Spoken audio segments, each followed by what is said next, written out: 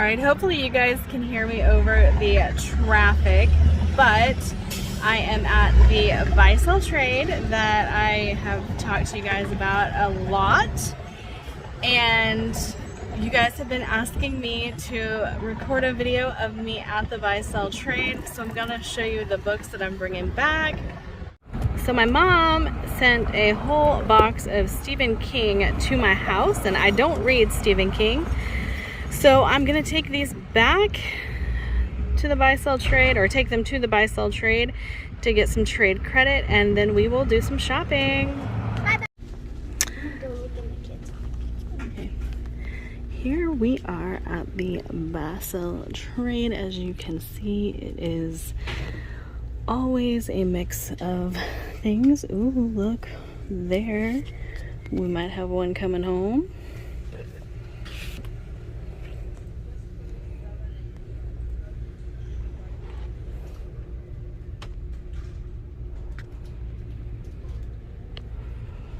And they have like paperbacks, and this is one aisle of the Basel Trade.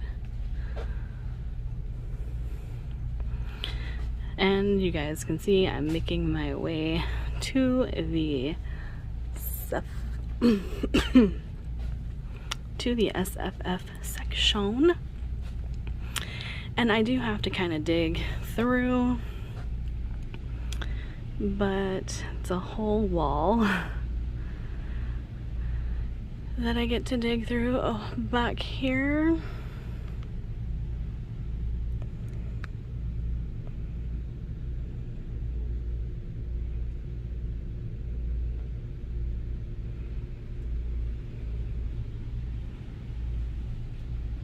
pretty neat, but the store is massive, and this is 1/3 of the store that I can show you right now.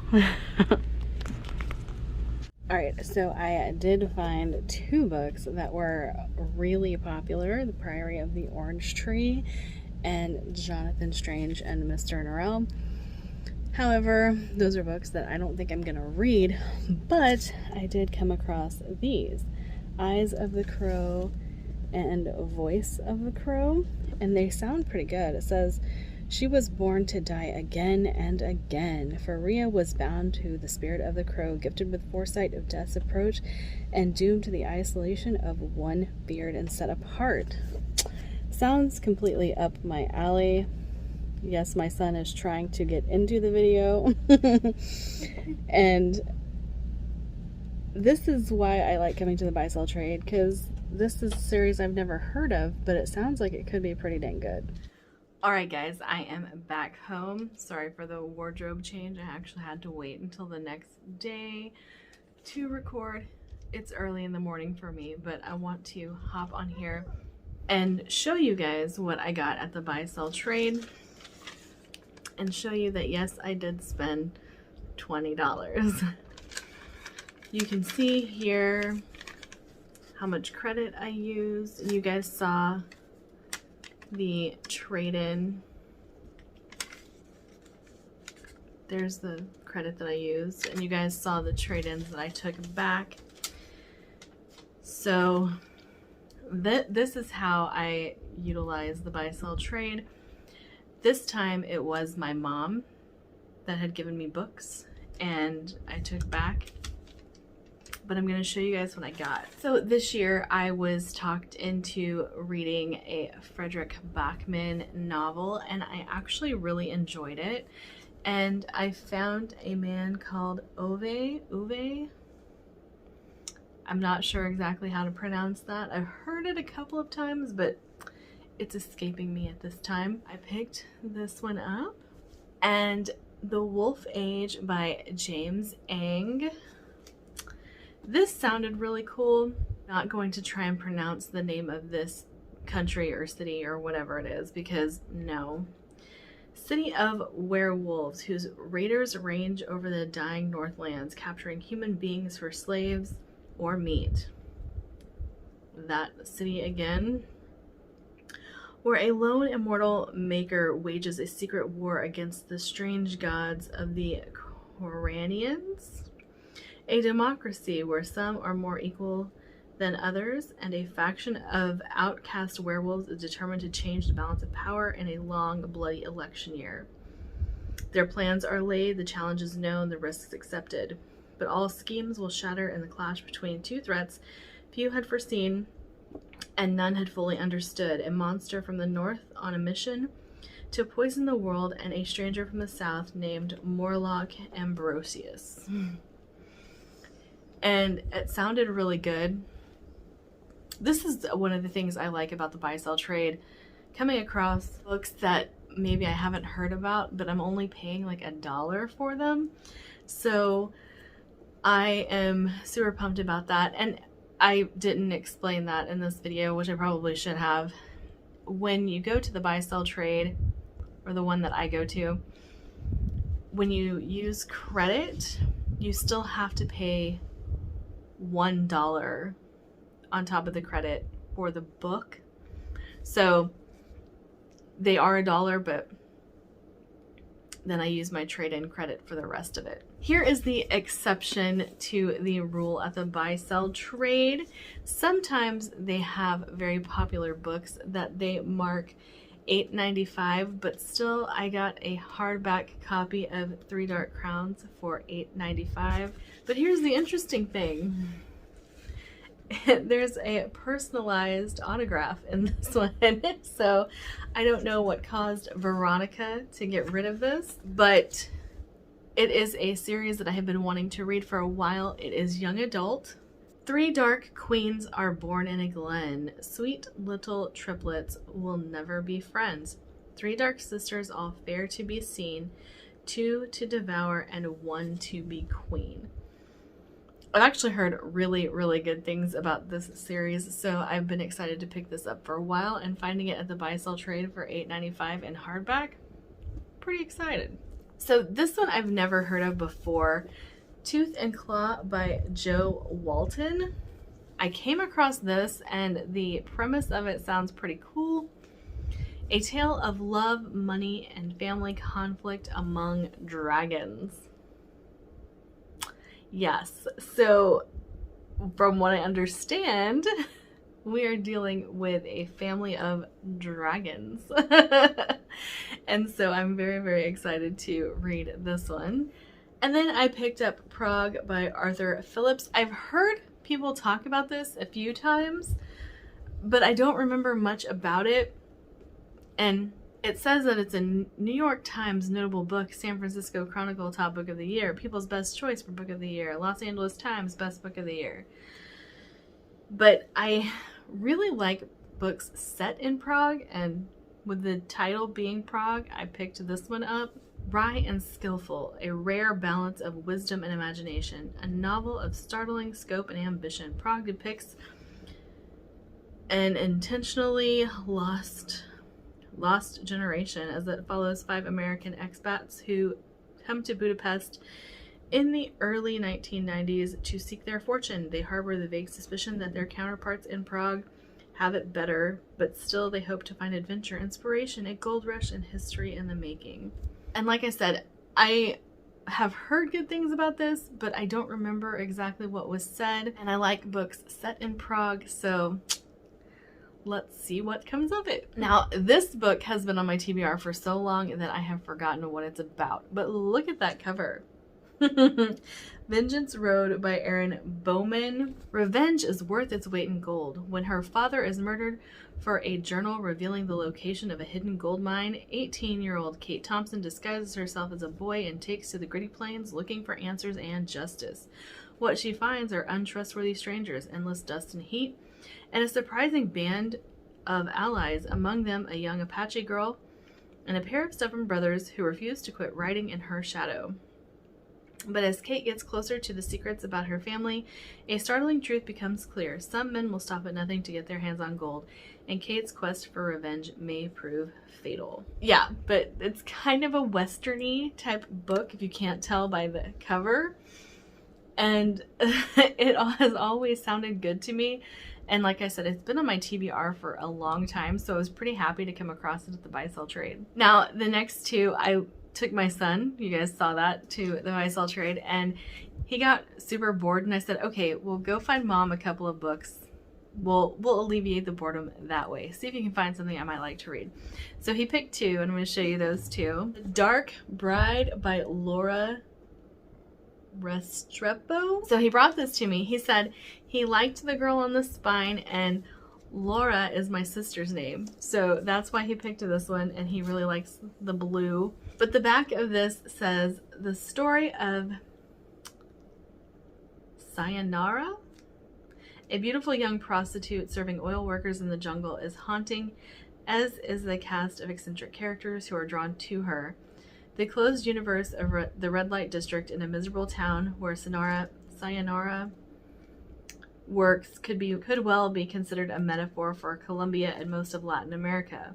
It actually sounds like it would probably be a pretty good read, so I went ahead and got it. If he decided he was going to pick a book for me and this is what he picked, I think I might enjoy it, actually. And then he picked Darlington Woods by Mike Deloso. I read the first couple pages of this and was hooked. I don't know if it is a thriller or if it is a horror, but the first few pages like scream horror to me. And like I was dead set on reading this after reading the first few pages, but it sounds like it's going to be really good. But one thing I figured out, that when he was picking books for me, he kept going to Christian fiction section of the store, and so this is a Christian author. So I'm very interested to see how this plays out, because I haven't read many Christian authors, and it could be good. But like I said, first few pages of this were super dark and super up my alley, so I'm really excited for this. Also, sorry if it's a little haphazard right now, because I'm super tired. And you guys know I have ADHD, so my brain is not quite working yet.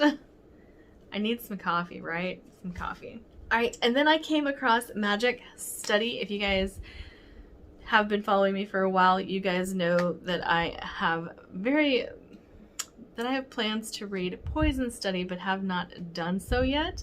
But I came across this, and I don't think I've ever seen these books in hardback. Every time I see them on someone else's channel, they're always the paperback versions, and this is the second book in that series, but I do think I'm gonna like it, so I went ahead and picked this up since it was there. Can we talk about cover buys for a second? So I don't know if you can see it, but like there's little like glittery specks in this too, but the cover is beautiful. And this is a thriller, The Immortalist by Chloe Benjamin. If you knew the date of your death, how would you live your life? So this is set in 1969 New York, and that is pretty much all I need to know. The tagline and where it's set, but this is considered a thriller, so I'm super excited to get into it.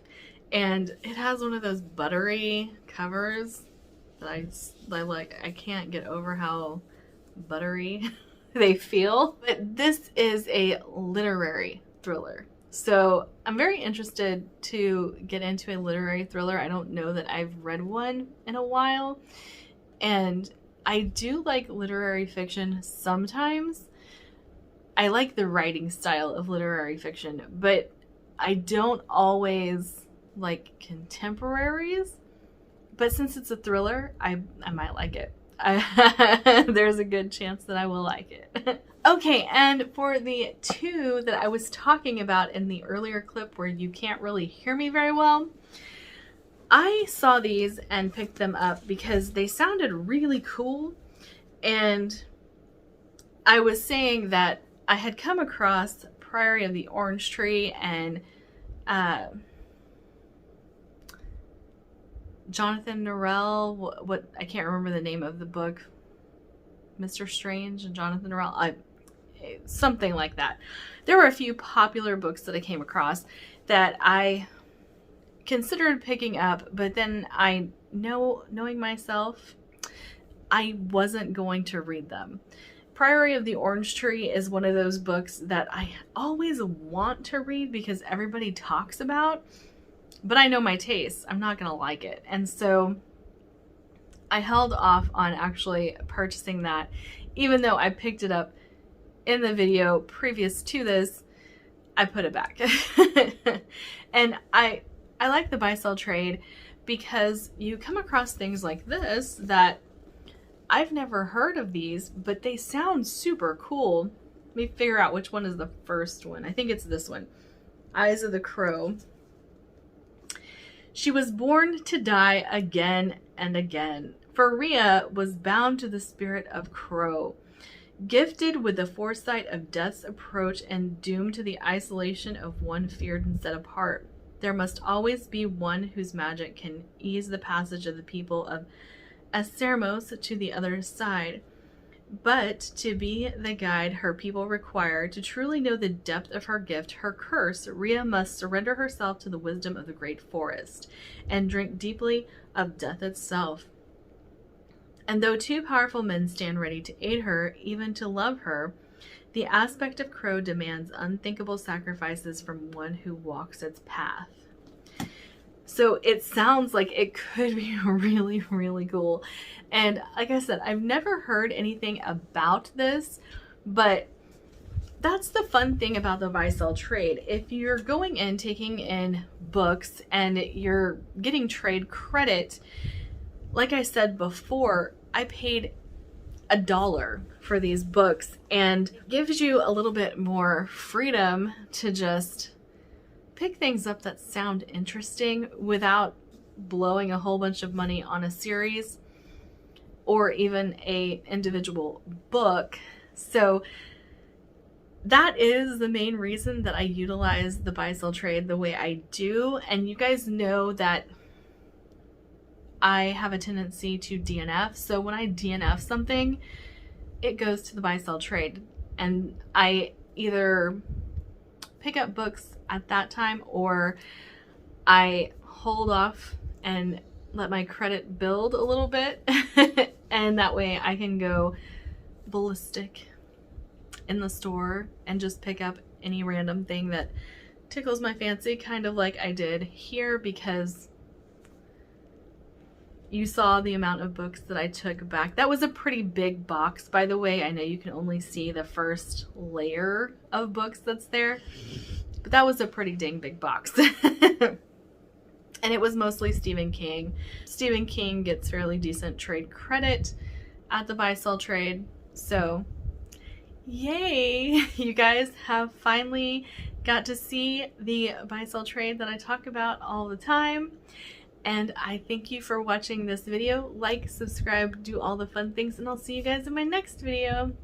Bye!